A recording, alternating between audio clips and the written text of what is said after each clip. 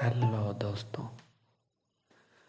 अगले दिन मेरी यात्रा ऋषिकेश की होने वाली है, जिसको लेकर मैं आप लोगों के समीप कुछ जानकारी रखना चाहता हूँ।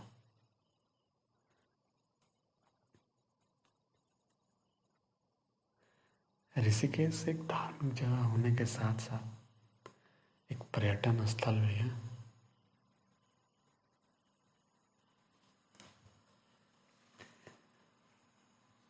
ऋषिकेश आप अगर आना चाहते हैं तो इसके लिए आप चाहे तो हवाई जहाज़ से भी आ सकते हैं, या फिर हरिद्वार तक के लिए ट्रेन आती है, वहाँ से आप बस, ऑटो, टेम्पो करके आ सकते हैं।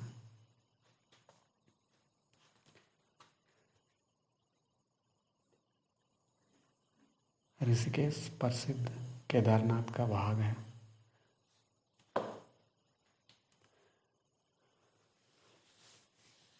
भगवान श्री राम के छोटे भाई लक्ष्मण जी ने गंगा नदी को पार करने के लिए गंगा नदी के ऊपर एक जूट की रस्सी बनाई।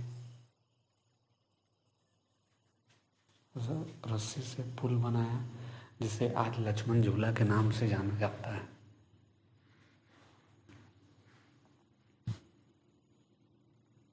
यह पुल 450 फीट लंबाई का है।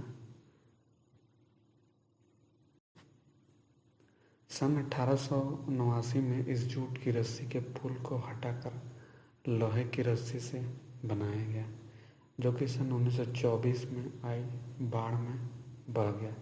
फिर इसे दोबारा मजबूती से बनाया गया। यह दो जिले टेहरी और पौरी से जुड़ा हुआ है। सन 1986 में शिवानंद नगर के पास ऐसा ही 450 फीट लंबाई का एक और पुल बनाया गया, जिसे राम झूला कहा जाता है, जो कि मैं आप लोगों के सामने फ़ोटोज़ भी शेयर करूँगा। जब मैं वहाँ जाने का, जो मेरा घूमने का वीडियो है, वो मैं आप लोगों से जब शेयर करूँगा, तब लक्ष्मण झूला और राम झूला दोनों। ऋषिकेश से पवित्र गंगा नदी बहती है, जो कि हिमालय के पर्वतों से निकलकर उत्तर भारत के मैदानों में बहती है। यह गंगा नदी के तट पर बहुत से प्राचीन और नए मंदिर हैं यहाँ पर, यानी ऋषिकेश में, जैसे नीलकंठ महादेव मंदिर, भरत मंदिर, त्र्यंबकेश्वर मंदिर, लक्ष्मण मंदिर, कुंजापुरी मंदिर, रघुनाथ मंदिर, वीरभद्र मंदिर, वरिष्ठ गुफा, ऋषिकुंड, त्रिवेणी घाट, गीता भवन। इसके अलावा यहाँ पे बहुत से योग स्थान भी हैं। आखिर भारत की यही तो एक खास जगह है जिसको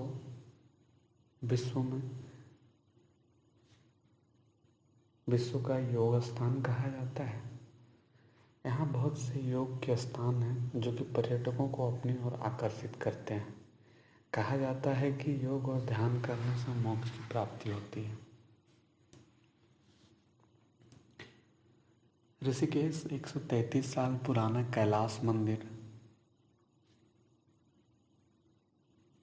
यहीं का है कैलाश आश्रम, ब्रह्म विद्यापीठ का घर है, जो कि वेदांतिक संस्कृति की सुरक्षा और उसे बढ़ावा देने के लिए समर्पित है। इस जगह पर स्वामी विवेकानंद, स्वामी रामतीर्थ, स्वामी शिवानंद जी ने ज्ञान प्राप्त किया। हर साल देश भर के लोग यहाँ योग करने आते हैं। इनमें कुछ प्रसिद्ध स्थान हैं: मुनिगिरिति, पारमार्थ निकेतन, स्वर्ग आश्रम, बिटलस आश्रम, शिवानंद आश्रम, ओमकानंद आश्रम। ऋषिकेश में और भी बहुत से प्रसिद्ध आश्रम हैं जिसमें योग और ध्यान के स्थान हैं, और हर साल भारी मात्रा में यहाँ भक्त आते हैं।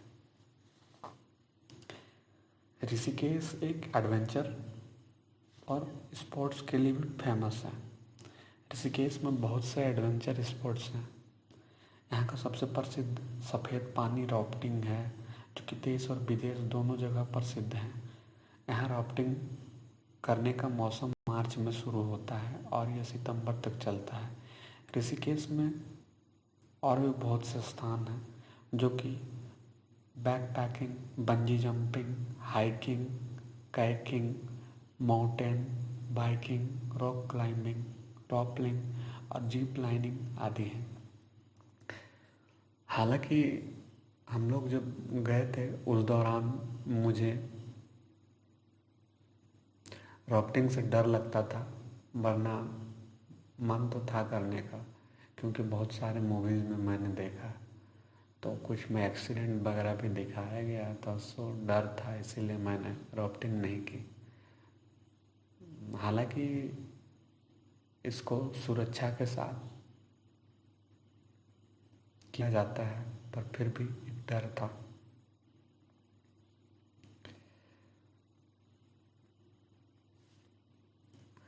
तो जैसा कि मैं आप लोगों को बता रहा हूँ, ये काफ़ी खूबसूरत जगह है।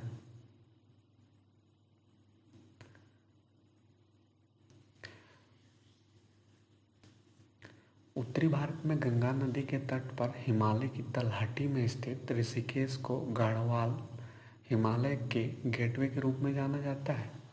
ऋषिकेश देहरादून से केवल 43 किलोमीटर दूर स्थित है और यह हरिद्वार शहर से लगभग 25 किलोमीटर दूर है।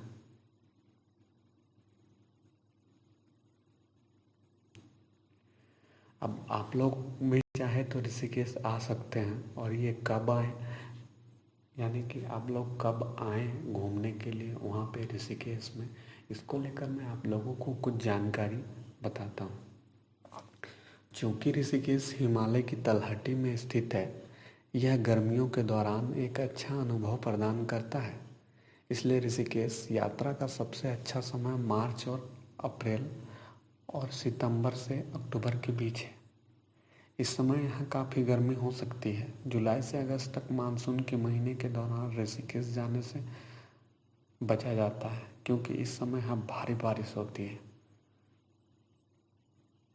मानसून के महीने के दौरान यहाँ रिवर राफ्टिंग भी बंद हो जाती है। सर्दियों के महीने में नवंबर से फरवरी तक ठंडा लेकिन सुखद वातावरण होता है, इसलिए इस समय यहाँ जाने पर गर्म कपड़े साथ में लेकर जाएं।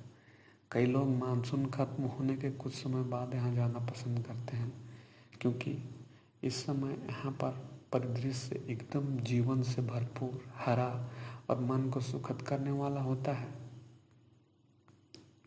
मतलब आप लोगों को पूरी तरह आनंद आएगी, जिसे आप फील कर पाएंगे। यही नहीं, ऋषिकेश में बहुत से आयुर्वेद का भंडार भी है। कहने का मतलब यहाँ पर बहुत सारी ऐसी दुकानें हैं जिसमें आप लोगों की तरह तरह की आयुर्वेदिक दवाइयाँ मिल जाएंगी, जिससे हम भारतीयों का इलाज किया जाता है अन्य बीमारियों के लिए। आप लोग अगर ऋषिकेश आते हैं तो यहाँ पे ठहरने के लिए भी अच्छा खासा व्यवस्था मिल जाता है। जैसे ऋषिकेश में रुकने के लिए होटल, धर्मशाला और आश्रम मौजूद हैं। ऋषिकेश में ऑफ सीजन में होटलों से पर्याप्त छूट मिलती है, और आप लोग चाहें तो जब भी ऋषिकेश आएँ, अगर आप मेक माई ट्रिप करते हैं तो उसमें हर घंटे के अनुसार उसमें ऑफ़र चलती रहती है एमएमटी पे। तो कोशिश करें एमएमटी में, अगर मिडिल क्लास फैमिली से बिलोंग करते हैं और बजट लोगों का कम है तो एमएमटी ठीक होता है, पर थोड़ा उसका रिव्यू भी देख लें तो ज़्यादा बेटर होगा। मुश्किल से स्टार्टिंग होता है 150-200 से स्टार्टिंग होता है। आपको अच्छा लगेगा, देख लीजिएगा, बट रिव्यू ज़रूर चेक कर लीजिएगा, ठीक है। यदि आप पहले से बुक करना पसंद करते हैं और किसी भी महंगे होटल में रहना पसंद करते हैं तो उसके लिए भी ऋषिकेश में होटल और गेस्ट हाउस उपलब्ध है। यदि आप सस्ते आवास की तलाश में हैं तो यहाँ पर कई बैकपैकर हॉस्टल मौजूद हैं। अब ऋषिकेश अगर आप आते हैं तो खाने से संबंधित तो समस्या होंगी ही, तो जिसको लेकर मैं आपको बताता हूँ। ऋषिकेश में लक्ष्मण झूला के पुल के पास स्थित कैफ़े द गोवा, अगर आप उस तरीके के लाइफ एंजॉय करना चाहते हैं तो फिर उसके अलावा कॉन्टिनेंटल व्यंजन से विभिन्न प्रकार के व्यंजनों के लिए लोकप्रिय है। लक्ष्मण झूला के क्षेत्र में द 60 कैफ़े यानी द 60s कैफ़े में खाने के साथ बीटल्स थीम और संगीत को प्ले किया जाता है। नदी के दूसरी ओर चैट सॉन्ग कैफ़े एक नया रेस्टोरेंट भी है और यह साफ, स्वस्थ और समकालीन भोजन सर्व करता है।